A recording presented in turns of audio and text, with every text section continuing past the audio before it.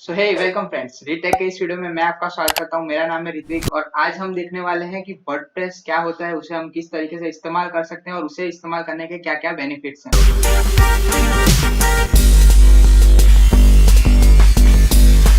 तो सबसे पहली चीज, वर्डप्रेस हमें इस्तेमाल क्यों करना चाहिए, उसको समझाने के लिए मैं एक एग्जांपल लेता हूँ जिससे आपको ये चीज ज्यादा अच्छे से क्लियर होगी। फॉर एग्जांपल, आपको एक कार बनानी थी, तो आप कार बनाने के लिए क्या करेंगे, आप उसका टायर्स डिजाइन करेंगे, उसकी बॉडी बनाएंगे, उसके ग्लास सेट करेंगे। ये एक तरीका होता है कि आप उसकी एक एक पार्ट है उसे खुद बनाएंगे, डिजाइन करेंगे। तो उसमें आपको काफी ज्यादा टाइम लग जाएगा क्योंकि एक पार्ट बनाने में समझ सकते हैं कितना टाइम लग जाएगा। दूसरा एक तरीका होता है, आप एक कस्टम मोटर्स वाले के पास चले जाते हैं, आप उन्हें बोलते हैं कि आपको ऐसी ऐसी कार चाहिए, ये उसमें कांच होने चाहिए, इस तरीके का उसका साइज होना चाहिए, डिजाइन इस तरीके होना, तो वो आपको उस तरीके की कार बना के दे देंगे। उसमें आपको टाइम कम जाएगा बट उसमें आपके पैसे बहुत ज्यादा चले जाएंगे क्योंकि वो आपको चार्ज करेंगे। तीसरा एक तरीका ये होता है कि आप मार्केट से पूरी एक बॉडी आप लेकर आ जाते हैं, आप ग्लास ले आते हैं, टायर्स आते हैं, वो ले आते हैं, जो सारी चीजें अवेलेबल है वो सारी लाके उसको आप असेंबल करते हैं।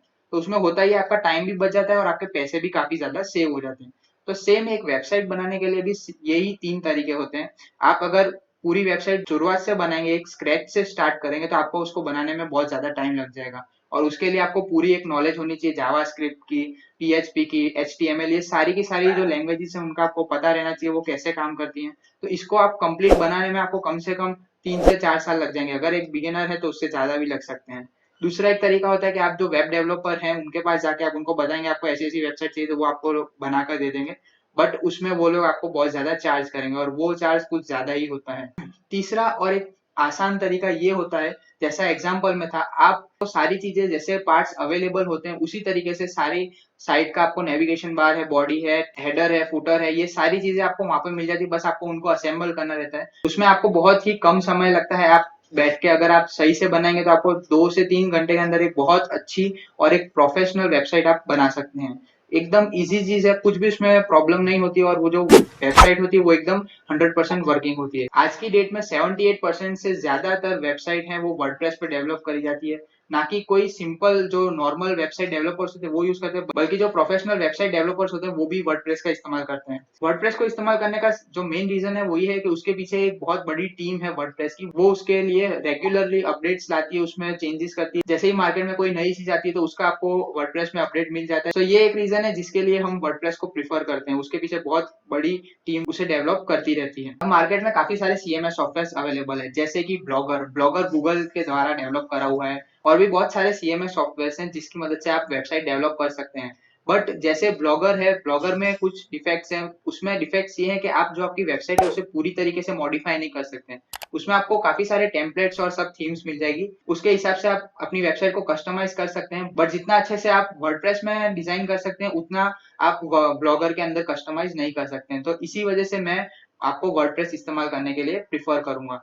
वर्डप्रेस के अंदर आपको काफी सारी, मतलब फॉर एग्जांपल भी अगर मैं आपको बताऊं तो उसमें 10,000 प्लस थीम्स अवेलेबल हैं जो कि फ्री हैं, और काफी सारे टेम्पलेट्स। अगर थीम 10,000 है तो टेम्पलेट्स उससे भी ज्यादा होंगे। तो इस तरीके का कुछ उसमें रेशियो अपने मिल जाता है जिसकी मदद से हम हमारी वेबसाइट है उसे और अच्छी तरीके से कस्टमाइज कर सकते हैं। अब वर्डप्रेस इस्तेमाल करने का एक और सबसे बड़ा बेनिफिट ये है कि वो ओपन सोर्स है। ओपन सोर्स का मतलब वो फ्री है, उसके लिए आपको एक भी पैसे पे करने नहीं रहते हैं। अगर आप उसमें कुछ प्लगइन्स होते हैं जिन्हें आप खरीदना चाहते हैं, आप उन्हें इस्तेमाल करना चाहते हैं, तो वो भी आप कर सकते हैं। उसमें सारे प्लगइन्स पेड और फ्री दोनों आपको अवेलेबल मिलते हैं। कुछ कुछ प्लगइन्स ऐसे भी होते हैं जो 50% फ्री होते हैं। अगर आपको जैसे उसका और एडवांस में यूज करना है तो आप उसके लिए पेड वर्जन ले सकते हैं। तो इस तरीके का कुछ वर्डप्रेस में काम रहता है। जो आपको नॉर्मल आपकी वेबसाइट के लिए चाहिएगा उससे ज्यादा ही चीजें आपको फ्री में मिल जाएगी। अगर आप उसे और ज्यादा अच्छे लेवल में, या फिर बहुत आपकी अर्निंग ज्यादा है और आपका बजट ज्यादा है और आपकी वेबसाइट को आप उस तरीके का कस्टमाइज करना चाहते हैं, तो आप उसकी मदद से आप प्रो वाला वर्जन है वो खरीद सकते हैं। उसमें आपको काफी सारे प्लगइन्स मिल जाएंगे, प्लगइन्स के आपको प्रो वर्जन होते हैं वो मिल जाएंगे, उनसे आप अपनी वेबसाइट को डिजाइन कर सकते हैं। वो आपके ऊपर रहता है आप किस तरीके से अपनी वेबसाइट को बनाना चाहते हैं। तो ये थे कुछ बेनिफिट्स वर्डप्रेस को इस्तेमाल करने के लिए। वर्डप्रेस की दो वेबसाइट्स हैं, एक जो है wordpress.org और एक है wordpress.com।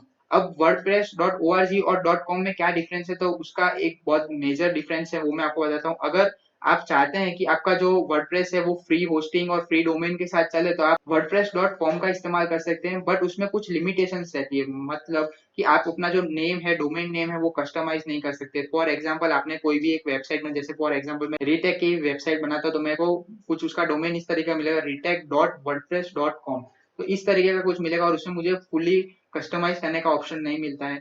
सेकेंड चीज आती है कि अगर मैं मेरी वेबसाइट को कुछ अलग तरीके से कस्टमाइज करना, तो वो मैं नहीं कर सकता, मुझे लिमिटेड कस्टमाइज के ऑप्शन मिलेंगे wordpress.com में। और उसके अंदर अगर मैं कुछ प्लगइन्स इस्तेमाल करना चाहता हूँ तो उसका भी मेरे को बहुत ज्यादा रिस्ट्रिक्शन रहेगा, क्योंकि मैं wordpress.com वाली वेबसाइट में उतने ज्यादा प्लगइन्स इस्तेमाल नहीं कर सकता हूँ। जो मुझे दिए जाते हैं मैं उसे ही इस्तेमाल कर सकता हूँ। और सबसे बड़ा डिसएडवांटेज ये है .com इस्तेमाल करने का कि उसके अंदर कभी भी आपकी वेबसाइट है वो डिलीट हो सकती है। जैसे ही उनको लगेगा, वर्डप्रेस की जो टीम है या फिर जो उनको मैनेज कर रही है, उनको लगेगा कि आपका जो कंटेंट है वो सही नहीं जा रहा है या फिर जो वर्डप्रेस की गाइडलाइंस है उनको ब्रेक कर रहा है, तो वो तुरंत आपकी वेबसाइट को डिलीट कर सकते हैं और वो कभी भी हो सकता है। तो इस वजह से हम वर्डप्रेस.com को इस्तेमाल नहीं करेंगे।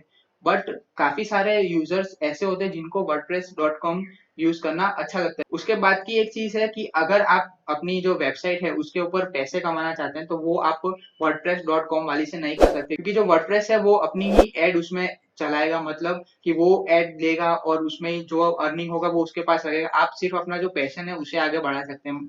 फॉर एग्जाम्पल आपके पास काफी सारे आइडियाज है, तो आप उसे इस्तेमाल करके आगे बढ़ा सकते हैं। वो मेंटेन भी वर्डप्रेस कर देता है।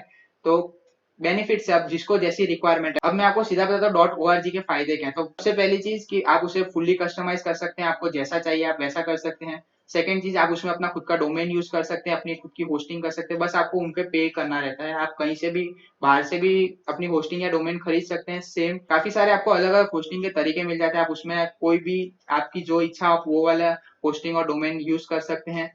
.org में हम हमारी वेबसाइट है उसे अपने तरीके से कस्टमाइज कर सकते हैं।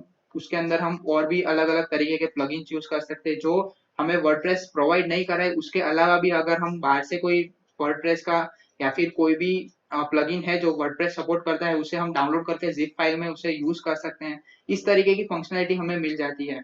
wordpress.org में हम अगर अमेजोन जैसी वेबसाइट है वो बनाना चाहते हैं, तो हम वो भी बना सकते हैं जो हमारा प्रोडक्ट सेल करेगी, और इस तरीके के कुछ भी काम है वो भी कर सकते हैं। हम हमारे ब्लॉगिंग वेबसाइट है वो भी बना सकते हैं। सबसे मेन चीज, आप इससे पैसे भी कमा सकते हैं और उसके लिए आपको रिटर्न में एक भी पैसा पे करना नहीं रहता। तो ये सबसे ज्यादा बड़ा फायदा रह जाता है wordpress.org इस्तेमाल करने का। तो मैं आपको सजेस्ट यही करूंगा कि बस थोड़ा सा ही रहता है, कुछ ज्यादा डिफरेंस नहीं, आप wordpress.org ही प्रीफर करें। अगर आपको कोई कहता है कि .com यूज करो वो ज्यादा अच्छा ये है, तो मैं आपको कहूंगा आप पहले एक बार उसे अच्छे से जान लीजिए, फिर उसके बाद उसे इस्तेमाल करिए। सो इस वजह से मैं आपको रिकमेंड यही करूंगा कि आप wordpress.org है उसका इस्तेमाल करिए, वो बहुत ज्यादा अच्छा रहता है। आपको उससे अर्निंग भी काफी अच्छी हो जाएगी, आप अपनी खुद की एड चलवा सकते हैं, आप बहुत सारी अलग अलग चीज कर सकते हैं, जैसे कि वो आपकी खुद की वेबसाइट हो, आप उस तरीके से इस्तेमाल कर सकते हैं। सो यही था वो डिफरेंस wordpress.com और wordpress.org में। होप अब आपको ये सारी चीजें समझ में आ चुकी होगी। तो चलिए अब हम हमारे जो वर्डप्रेस का ट्यूटोरियल है उसका शुरुआत करते हैं। ये हमारा इंट्रो था वर्डप्रेस के लिए कि वर्डप्रेस होता क्या है और हमें उसे क्यों इस्तेमाल करना चाहिए, किस तरीके से हम उसे इंस्टॉल कर सकते हैं, हमारी थीम बना सकते हैं। इस वीडियो के लिए इतना ही। Thank you for watching.